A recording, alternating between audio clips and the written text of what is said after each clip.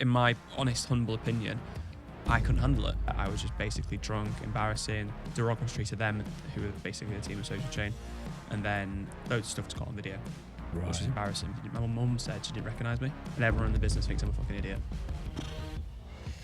So that's like rock bottom, yeah? Yeah. I hit rock bottom. I look back now and like that's the happiest day of my life. Because it was the start of a new life. Adversity is a really, really powerful driver for people to go and achieve great things. Do you know the single biggest thing that scares me now about drinking again? Is that.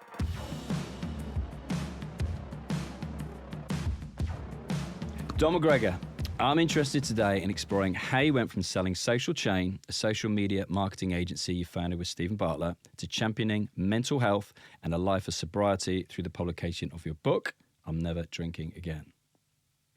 That phrase actually literally came up as I was coming back into the bedroom on Sunday morning, and my wife was having a conversation with her sister whose birthday it had been the night before. Yep. That was the phrase. That is exactly why I call it that. You know, the I'm never drinking again for me always has two meanings. It's like, it's also definitive, but it's also tongue in cheek. Yeah. And I think we've all said it.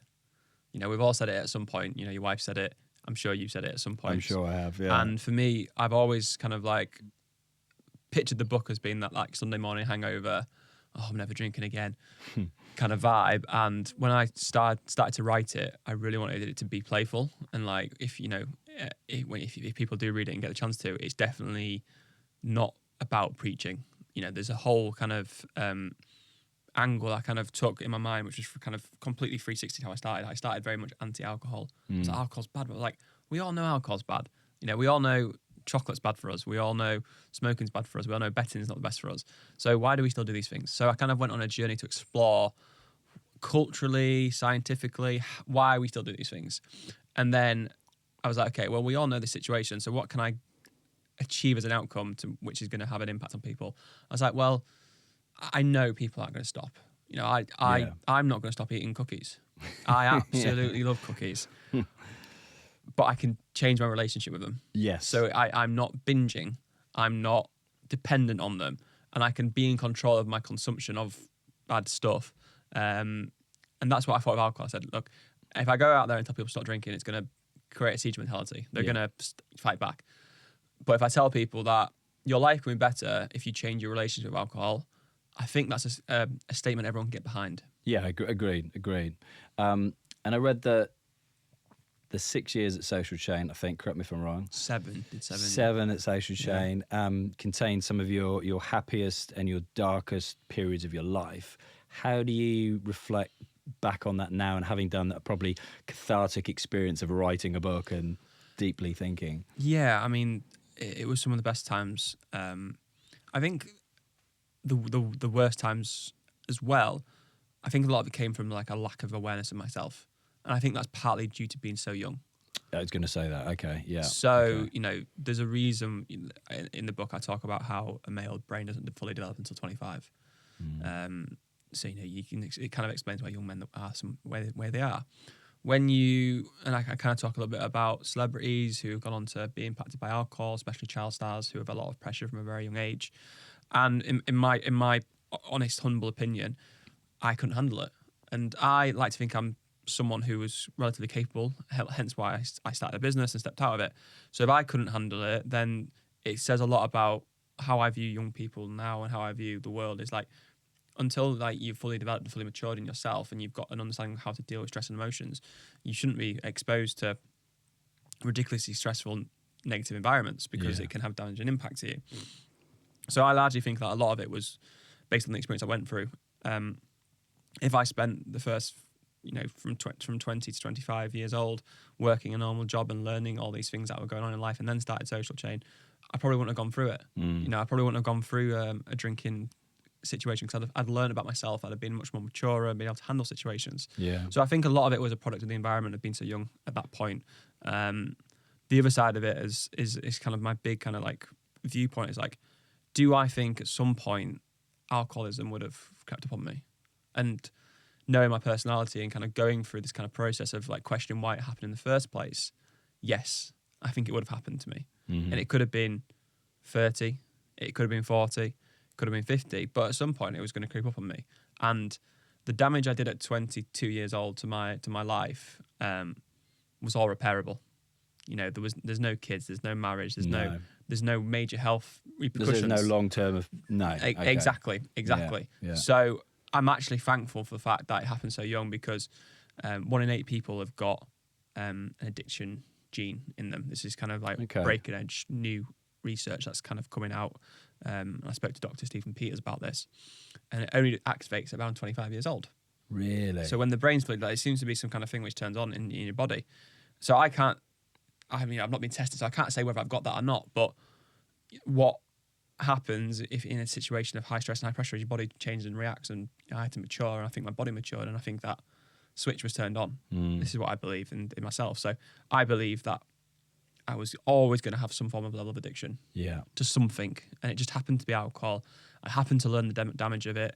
I happened to be able to be in a situation where I had enough purpose, energy of being so young, and motivation to get over it. So I'm thankful for it. When I reflect on the times at Social Chain, like the dark times now, you know, I remember that feeling, that the day the kind of explosion when I hit rock bottom. I look back now and like, that's the happiest day of my life, because it was the start of a new life. If you're enjoying this podcast, can I ask you to do one thing for me? That is to hit the subscribe button. On average, we have just 10% of people who listen to this podcast actually subscribe to it. If you subscribe to it, not only will you be the first person to be notified as soon as any brand new content goes live, it also means that we can go out and get even better guests for the show for you to enjoy. So just take 15 seconds of your time just to hit that subscribe button, and I'll be eternally grateful. Thank you very much. What was rock bottom for you? Rock bottom. So there was a series of events that kind of happened towards me reaching rock bottom, you know, and a lot of them were in isolation, away from people. So I'd come home one night from a night out in the middle of winter. We lived on a really high slope. I slipped over, broke my ankle, had to crawl into bed. Woke up at 11 o'clock. My phone had like 100 missed calls. We had a client in who was supposed to meet me. I had to go to hospital to get that sorted, and it was just embarrassing. That was a terrible day.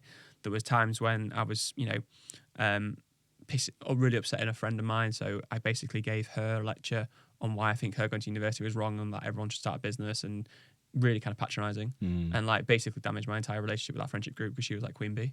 Yeah. And this was like a really kind of like definitive time in friendships, because you're starting to, you know, WhatsApp just came around, people starting to get into groups, and like I got ostracized a lot from a lot of friendship groups in those situations for how I was acting, and people just didn't want to be around me. So like these events happened, and then the last day was when I basically was texting another girl while seeing this girl that I was with. We've been with her for about a month.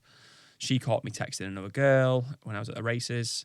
Me and her got back to a bar in Manchester. Some of the team were there. I was just basically drunk, embarrassing, derogatory to them, who were basically the team of Social Chain. And then loads of stuff was caught on video, which was embarrassing. And then Steve saw it. Steve was on the other side of town.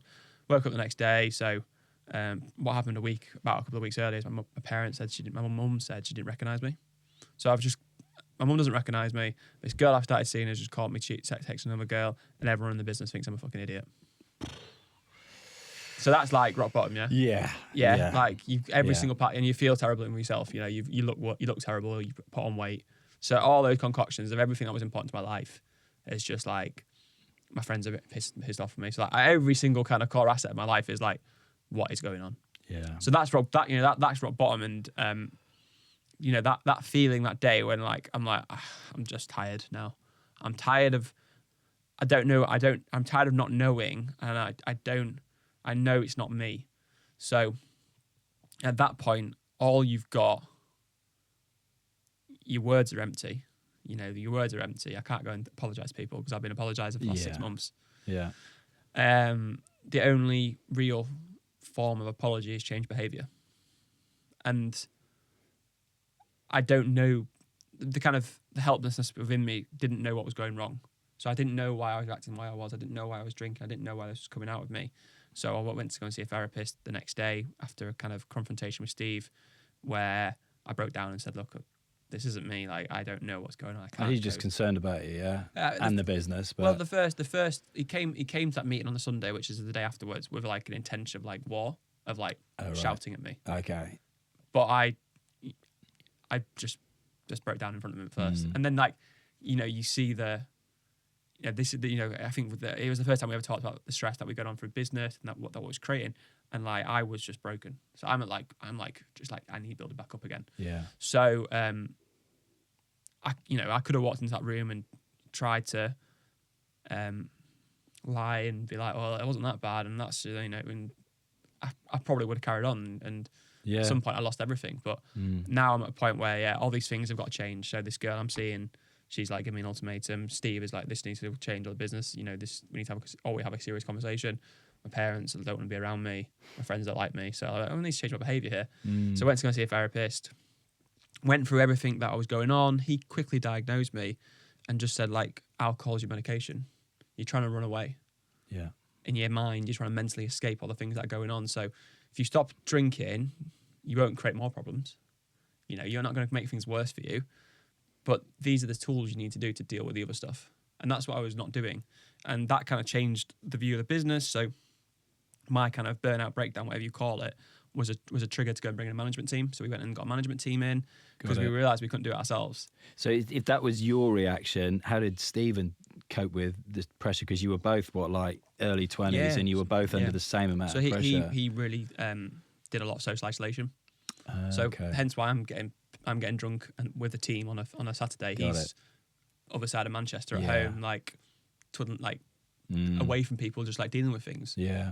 So that day, that day is a reflection of how we were dealing with what was going on. And we, not that we were avoiding each other, but we just probably we're 22, 23-year-old guys. We're not talking about so young, and we're not talking about this kind of stuff. So that changed a lot within our relationship. We started to talk more about stuff and how we were getting on and how we were feeling and the business and what we wanted, and it kind of was a exception that we can't do everything ourselves. We hired too young. We had too many problems in the business. We started to have to solve them all, and it really kind of rocketed our approach and how we built this management team. And it was really kind of like for me, like the kind of like real cathartic expression of like, we need help. And our help was like a lot of things. I got a mentor, I got a therapist, we brought in a management team, and we grew up, and we had each other from that point. Before that, we had each other, we were there, but we didn't on an emotional level. So that it kind of built an emotional connection between us, which we didn't have before, which was great. So I look back on that day and it's now the happiest day of my life. It's interesting. Like, one of my best friends, he's been sober, I reckon it's probably 6 years, January just passed, and he was always the drunkest man in the room, wherever he went. The stories, we Great could stories. tell. Ridiculous stories, like crazy stories. And, he was successful at what he did, but ultimately it all came, crashing around his ears. And it's crazy. Like, we literally, talk about him every week because there's always a different story. And he's been on this journey, in the last 6 years. And what he's managed to build now is like on the verge of a $1 billion valuation, like phenomenal business, like an agency roll-up where they've bought like 15, 20 different, high-end fashion agencies around the world. I'll keep that quiet now. But we were talking about it and saying, would you have got to this stage if you'd carried on drinking? The story, like carrying him out, above our heads out of bars in London and stuff. And he was like, I wouldn't have even got to the stage of being in the room with the kind of investors we've had in the businesses we've worked with. But he also wouldn't have got to it without drinking. No. That's the paradox. Yeah. Yes. Yeah. That's Yeah. Okay. So you mean So without drinking, he wouldn't have got the reservoir. This is the point around what I was thinking, is that my sleepwalking was going to happen at some point. So like, you've got and this is the difficult part I have with people talking to me about sobriety, is like, you've got to go to a place of pain to be able to rebuild. Yeah. And like, the rebuilding's worth it. I promise you, it's worth it. But like, you destroy yourself, and your friend's probably been to a really dark place where his life. But it was worth every single, and that day is probably the happiest day of his life. Yeah, I've never asked him that, but I think I will. But it's the viewpoint that he wouldn't have achieved what he didn't achieve without drinking. No. And this is the same thing I think. Is like, I wouldn't be who I am today without getting trolleyed. constantly. But do you, like you mentioned, you haven't been tested for like addiction gene. Have you replaced it with something else? Look, so Cookies. Not that bad, but the two things that I worked on was how to handle situations.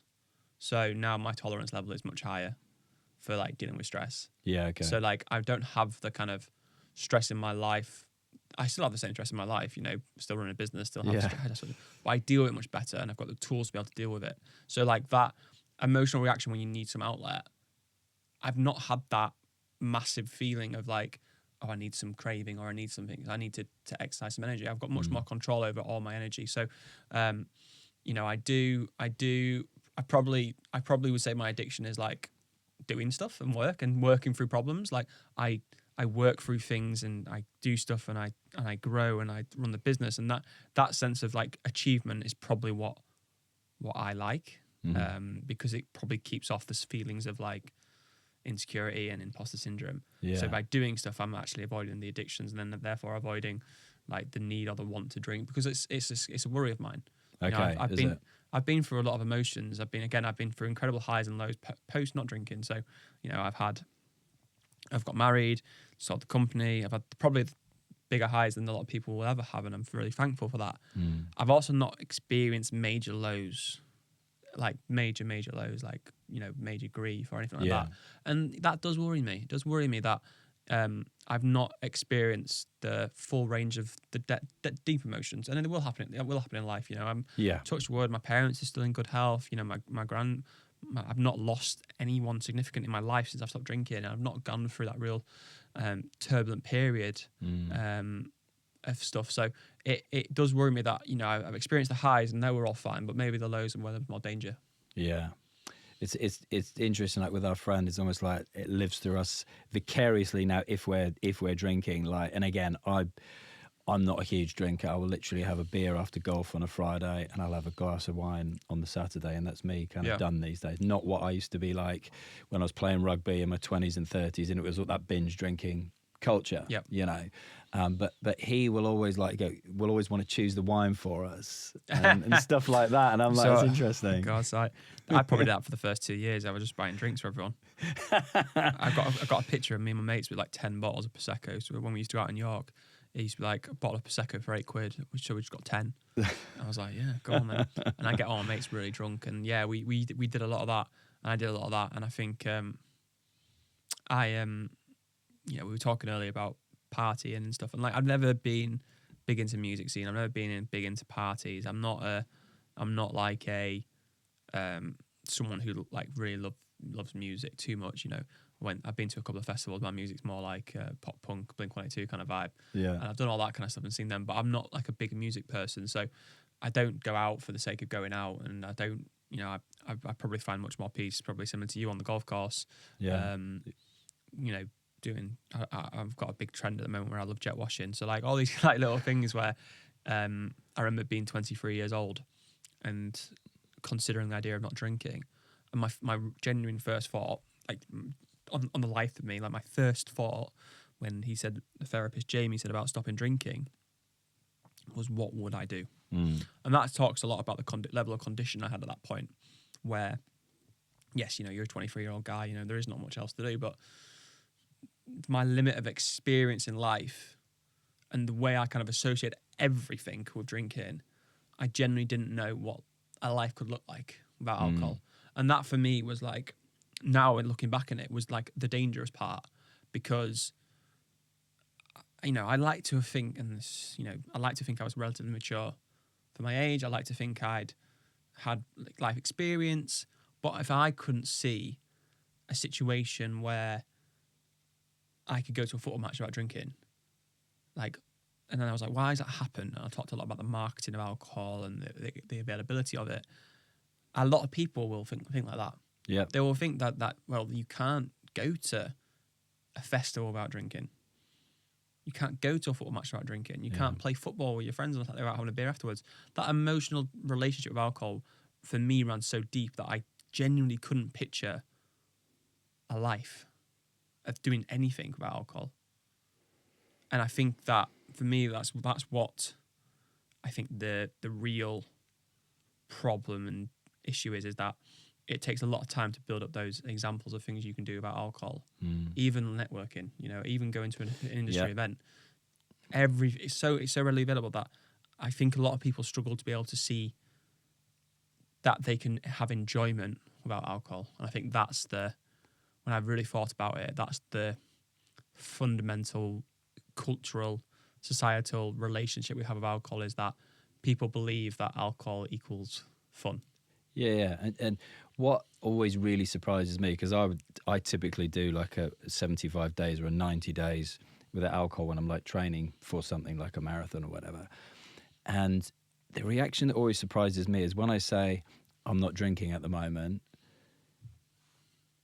they don't understand. The people who challenge me on that are more concerned about me not drinking than about them drinking themselves, which I just don't get. I do not understand that bit at all. It's the only drug you have to justify not taking. Yeah, that's literally it. What do you mean? But like, the trends are changing. I think it's going more towards smoking, where, if I told you I smoked, your reaction would be like, big time. And I think that's where alcohol will be in our life, and definitely in our lifetimes, where like you drink, you're literally like ostracized. It was like you have to leave the workplace and go to that manky looking shed at the Well, imagine if someone just lit up a cigarette in a boardroom now. Yeah, I mean, that was the 50s, 60s, 70s, wasn't it? That was normal. We were talking the other day about, like, I worked for Virgin Atlantic for many years, and then Virgin Startup, and we said, I remember doing our like 6-week initial training down at Gatwick, Crawley, and every lunchtime we'd go to the pub and have like 2 pints and then go back and study, like do health and safety drills. And you're like, I said, at what point did that not become acceptable anymore? I don't know. Yeah, completely. And then you'd light up a cigarette in a meeting. And it's like, even if someone now, imagine if you're on a Zoom call and someone lights a cigarette. Yeah. Like the reaction would be, and that's culture. Culture's changed that. And I think, we've introduced a lot of good regulations for the right reasons around it. And look, people can still smoke. And, I don't have any problems with people smoking the same way I have any problem with people drinking. But I think what we've got in alcohol is a protected characteristic and a protected area in the UK where, the Euro's coming up now, and, people are, it's just part of it. It is. And I think someone posting 24 cans of alcohol they're going to drink, if someone posted 24 packs of cigarette they're going to smoke. Yeah. That mood is changing. And I deeply believe it's changing. I think that reaction we'll get in the future, in our lifetimes, will be how we've just spoke about smoking. Because all you need to do is go down to your local supermarket and see the cans of whatever brand of lager and the pictures of all of the players in the England team. And I guess it's not that long ago, if you cast your mind back, that Formula One, for example, was synonymous with Marlboro and all of the other brands. Do you envisage a time where you think... Yeah, 100%. I think the one difference is that you've got the zero brands. So you'll see probably not Jack Grealish because he's not been picked, but you'll see. I was about to mention him as well. You'll see a footballer with a Guinness Zero. Yeah, and it won't be Guinness; it'll be Guinness Zero. And the same thing's happening in Formula One because they can't put alcohol next to a driving event, so Heineken Zero sponsors it. So they still get their name out there.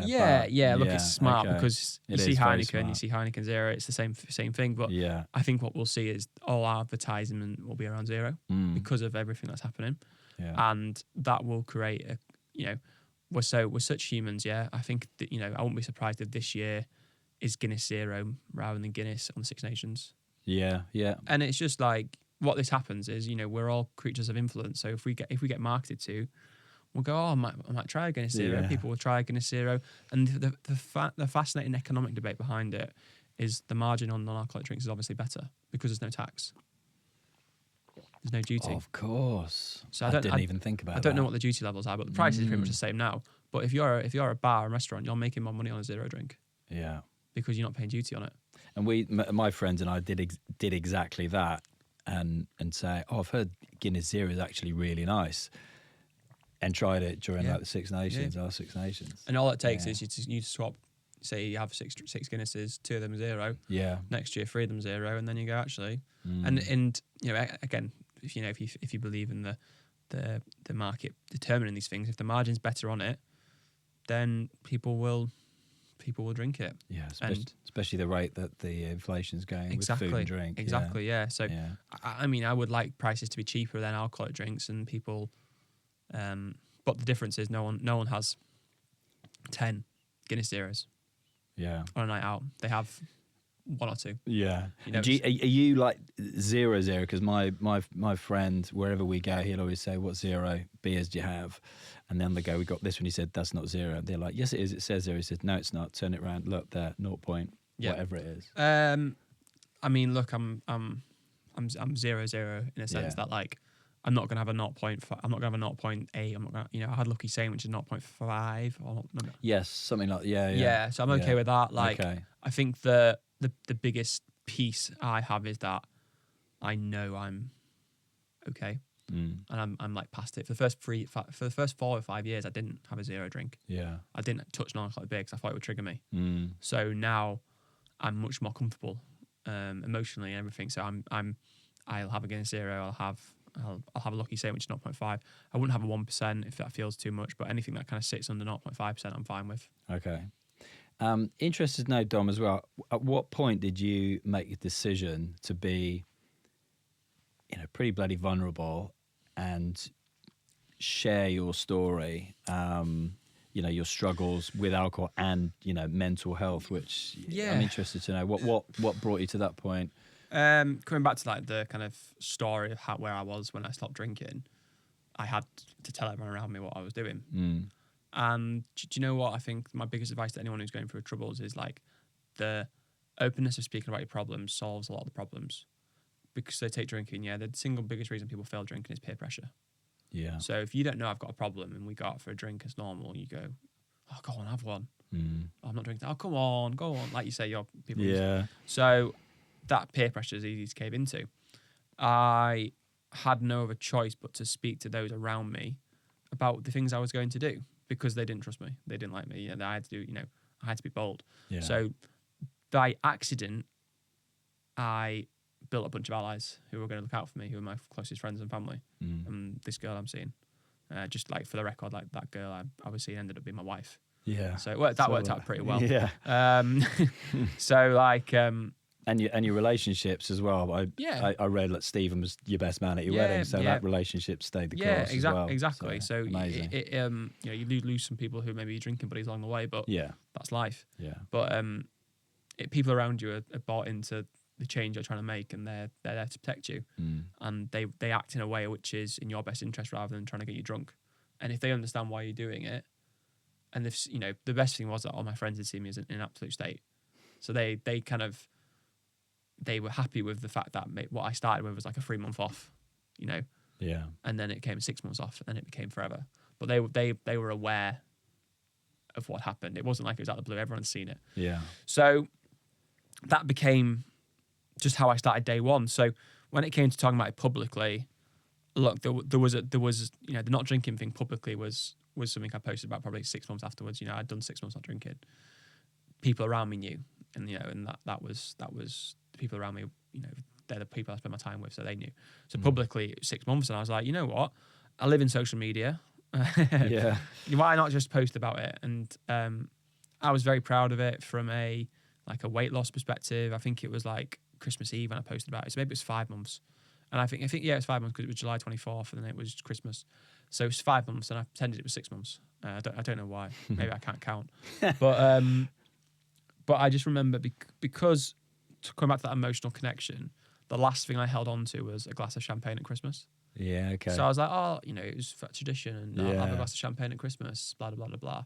I remember because there's a family that live near me who he's got 3 sons, similar ages to me, and they used to have a cigar every Christmas, and that was like their thing. And I always remember, a glass of champagne at Christmas, celebrate a good year. And then I held on to it, and then Jamie, my therapist, said, Dom, this is probably after like 16 weeks of like CBT, and we're pretty much like, come like October, November time, coming into festive period. And he's like, if you came to me, and just imagine for a minute that we're talking about cocaine, yeah, and you'd come to me and you were trying to get off cocaine, do you think you'd sit there and say, for Christmas, I'm going to do a line of cocaine to celebrate. That's nuts when you frame it like that. Yeah, 100%. Yeah. And I was like, and that's when the penny dropped. I was like, no. So basically what he'd done is broken all those emotional connections. And I was holding on to that one. And then he cut that one. Then I was like, oh God, I don't need to drink. I'm not going to drink, actually. What is the bigger achievement is not drinking. Yeah. What you should be celebrating every day is not drinking. So today, like, I woke up this morning and I achieved a personal best. Another day clean. Yeah. And every day I wake up is another achievement. And obviously now it's a little bit different to what it was then. But back then, every day was a win. Yeah. And I was like, I'm getting better. I'm feeling great about myself. I'm winning. And then I got to a year. I was like, I've done a year. Post that on Instagram, get the validation from people around me, be like, oh my God, I'm so impressed about you do. And now, coming back to what I said about earlier, about the single biggest reason people fail to stop drinking, was social pressure. Do you know the single biggest thing that scares me now about drinking again? Social pressure. So I was going to say social pressure. So what it's led me to believe is that everything not you obviously, but people think about alcohol in terms of the reason they won't drink, what they think it's going to give them in terms of confidence, happiness, you get through sobriety. So if something can be true about not drinking and can be true about drinking, then they both can't be right. Yeah. So if social pressure stops you drinking and social pressure stops you from not drinking and social pressure stops me from drinking, we both can't be right. So therefore your opinion on why you can't stop drinking is invalid. And this is what I say to people. Yeah. And they go, what do you mean social pressure stops you from drinking? I went, at Christmas this year, we had one of my friend's birthdays and I got a Guinness Zero. And I got it in a Guinness bottle and it was full to the top because it was a pint. Normally there are 500 mils. Yeah. And I'm there and I've got my hand on the Guinness drink and I'm like, the bar's here, yeah? And like I'm like talking to someone here and I go to reach up and drink it and I just feel this hand grab me. And it's one of my best mates. He's like, he's had a couple of drinks. Like, what are you doing? I'm just having a drink. He went, that's Guinness. I went, yeah, it's Guinness Zero. He went, no, it's not. Drank it. It's not Guinness. It's not. Asked the barman to go and get the bottle out of the bin to prove that it was zero. Wow. And that's my social pressure. That's the same thing as someone you got go your back. Yeah. Someone you go for a drink saying, "Oh, go on, then have one." Yeah. That's social pressure. You know. That's so interesting. So man. like we both can't be correct. We both can't think social pressure stops us from doing something because they should net out. So therefore, I say to people, "Okay, give me another argument." Yeah. And they can't. So I say it's your own mental, it's your own psyche. That's really good. good. It's not other people around you. Yeah. So social pressure now, because imagine if I walked in here and you know me. Imagine if I was like, I had a couple of beers last night. What would you think? Yeah. That's the world I live in now. Yeah. Okay. So I've got people who I'm accountable to. I've got people who I'm responsible for. I've got people who I've told I'm not going to drink again. I've written a bloody book about it. Yeah. God, like I can't. Could you imagine? I can't do it. Yeah. And it's funny. We were in the office the other day, and Rachel, who's our MD, she was like, "I love drinking." I went, "You know what? I do as well." I bloody love it. I bloody loved it. But it just doesn't agree with me, and I think that's the real power and the real aspect of it is, you like something, but every day you make a conscious decision that it's not good for you. Yeah. And that for me, like from a mental psyche, is like constantly building up like a really strong, resilient mindset of like, I'm in control here. And then that applies to the rest of your life. Yeah.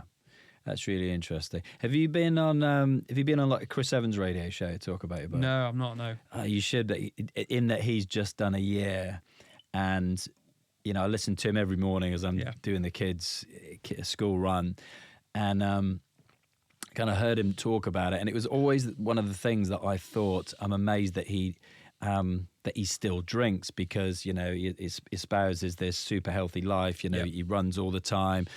He's the most amazing guests on his show talking about different biohacking techniques on basically how to improve your life in a million different ways, and yet that was the one thing he kind of clinged on to. And people who don't listen to his radio show, like if I mentioned his name to my mum, they'd just remember him from like Tier 5 Fridays, where it was just like him and people like Paul Gascoigne and Danny Baker just getting absolutely smashed out of their heads and doing stupid stuff and then being on the front of the papers the next day. So that always surprised him. So it's really interesting. He literally still talking about that every day. Yeah, I think it's a really interesting angle is the age thing. You know, when I told people at 23, it was confused. Now I tell people at 31, they understand. And this is coming back to how I felt. You know, look, what caused my issues was stress. And looking at Gen Z, I actually think there's a problem coming. I might be completely wrong here. This is my theory. Yeah. Is that same as your mate, same as me? We had to drink to realize we couldn't do it. So if you don't have those blow ups, life gets more stressful. You know, life happens. We know that. If you've not learned strong coping mechanisms at a young age, or things that you know you can't do, so say you get bad news, you shouldn't just go straight to the pub and get drunk. I don't know if young people are the resilience that's built up, you know, from me and the guy you know, and I guess from you, from learning these things. I don't know how younger people are going to learn that resilience without failing. You've got to fall to stand. Yeah. And what's happening, I think, is that a lot of young people are just refusing to fall. Yeah. No, I agree with you. And it's an interesting, again, view on life, is that like, if you don't, and this is so for me, like sobriety for me feels like, you know, when we were at school, you have those glow sticks that you have to break. Yeah. And then they start shining. Yeah. That's what I think a little bit like sobriety is like. You crack, you know, you feel it breaking yourself. And then you shine and you go and achieve, and you know, like the guy, you know, it's got $1 billion valuation. Yeah. So if we've got no one cracking, do we have no one achieving? Yeah. Like adversity is a real powerful driver. You know, when you look at, there's a great book by Malcolm Gladwell called Outliers, which talks, if you've read it. Yes, I have, talks about the kind of aspects, you know, of what US presidents have been through, the trauma they've been through and the difficulty they go through. And, you know, you hear a lot of stories, and the people you listen to first, like they'll talk about adversity as being a massive driver. Yeah. Like my adversity is very different to someone's adversity who grew up with, you know, no parents or that kind of stuff. Mine's kind of much more personal adversity, but still it's a story arc which is relevant to a lot of people. And I think that adversity is a really, really powerful driver for people to go and achieve great things. 100% agree with you. But you've got to take that step to do that thing and either succeed or fail, get up and do it again. Well, there's a really kind of simple way of looking at this. Like dyslexic kids are more likely to be millionaires. Okay, so that adversity. So if I say to parents, would you wish whatever school is like, you know, 15 years, 14 years of pain of your kids struggling at school, to have them an increased chance of becoming financially free? No one's going to take that. No one's going to take that deal, because it's no. I don't want my kids to struggle for. You know, I want them to be normal. Yeah. And you know, I think that comfort. You know, comfort is a real killer of ambition, and adversity creates great stuff. So you know, we're looking at, and you can see this from the 2008 financial crash, the businesses which were born after it. Yeah. We might see it from COVID now, with the businesses that are coming now. You know, getting huge valuations, but adversity. It's the whole kind of idea of pressure, pressure. When you take carbon, which is a naturally occurring resource, and apply tons of pressure to it, what do you get? Carbon wouldn't break. Diamonds. You get diamonds. Right. Diamond is the purest form of carbon. Is it? Yeah, okay, I didn't know that. And then obviously you get diamonds, and diamonds don't crack. Yeah. That's why they're as valuable. So obviously you now grow them in a lab. But it doesn't matter. But the whole premise of it is that pressure. Wow. Pressure creates diamonds. And I believe that in humans. So like my kind of real, and this is kind of a lot talking about getting out of the comfort zone kind of stuff. But I think that people who have gone through adversity and have gone through difficult situations, that for me feels like a massive advantage, because you've gone through a lot of bad stuff, and then good stuff comes. Yeah.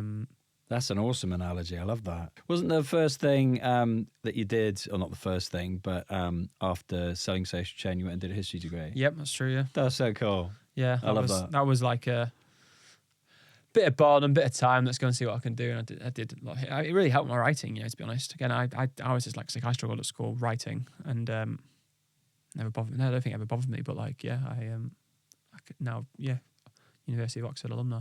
Yeah, that's brilliant. It's brilliant. 'Cause I did like history and English degree at Bath, and I always said I'd love to go back in later years. And Yeah. so coming to the end, got a little rapid fire couple of questions for you, Dom. What was the one thing you needed to screw it, just do it, and get from where you were to where you currently are now? Dr. Stephen Peters' book of Chin Paradox.